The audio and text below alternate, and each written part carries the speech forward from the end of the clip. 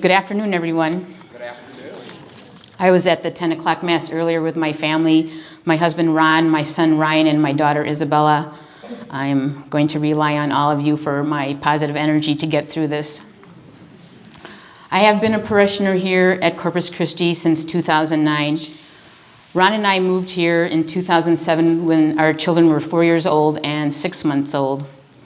We attended Mass regularly and enrolled our children in faith formation here. This is where I became involved in preparing and serving meals for the children. My son Ryan was also joined PAC 700, where I volunteered from time to time, but I have never been much more involved in the parish than this. I am now in my mid-50s. For most of my life, I have attended Mass regularly, attended Catholic school and college, and considered myself to be a good Catholic. Since I moved to California from the Midwest in 2002, I've been on a journey of attending Mass, not attending Mass, experiencing homesickness, sadness, and anxiety. I grew up with 4 siblings. My father sang O Holy Night at every midnight Mass that I can remember, and I can remember my mother making sure that all of us got out of the house to attend 8 o'clock Mass every Sunday. We have all experienced loss of a loved one. On the morning of May 23rd, 2017, our family life was changed forever. Marie, my oldest sister, died. She was 54 years old, married to her high school sweetheart, and a mother of 5. Marie sang for church weddings and played the organ at Mass for many years.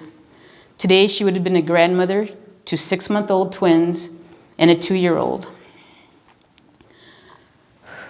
Some of the saddest aspects of her death is that my brother-in-law also lost both of his parents within 2 years of Marie's death, all to heart disease. The loss was unexpected, literally heartbreaking, unbearable times for our family, and especially my 80-year-old mother. A week after returning from Illinois from the funeral, I approached Father. I caught him off guard and told him of my loss. I did not feel comfortable, no fault of his own, but I became disconnected from this church. My faith was grief-stricken and was trying to go deep into my heart and mind to find peace, but found myself on a downward spiral mentally, physically, and spiritually. I attended Masses at different parishes, trying to get something out of Mass. I did not make any connections anywhere, so I came back to Corpus Christi. I prayed a lot and told myself I cannot get anything from church unless I put an effort into knowing and loving Christ and the church.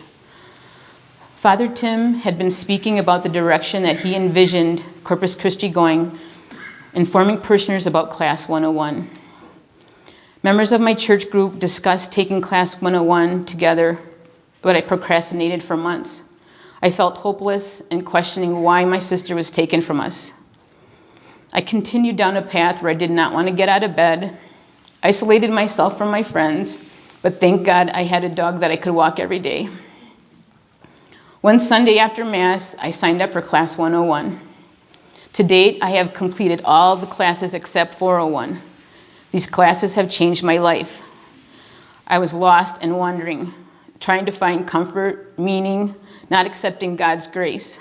But taking these classes, I have a closer relationship with Christ in this church. I found my shape, that is, sharing my God-given talents, becoming involved in church ministries, participating in the things I love to do, sharing my experiences to help others, and offering it all to my church family. Today, I am part of the liturgical ministry, Ministry to the Homebound, First Impressions, was a host for 40 Days of Purpose, and I'm working on the 41st day with my church group. One thing I know for sure, faith is everything. Find your faith, refresh your faith through classes 101, 201, and 301. When Father and I got together to discuss me speaking to all of you today, I told him I am a nurse.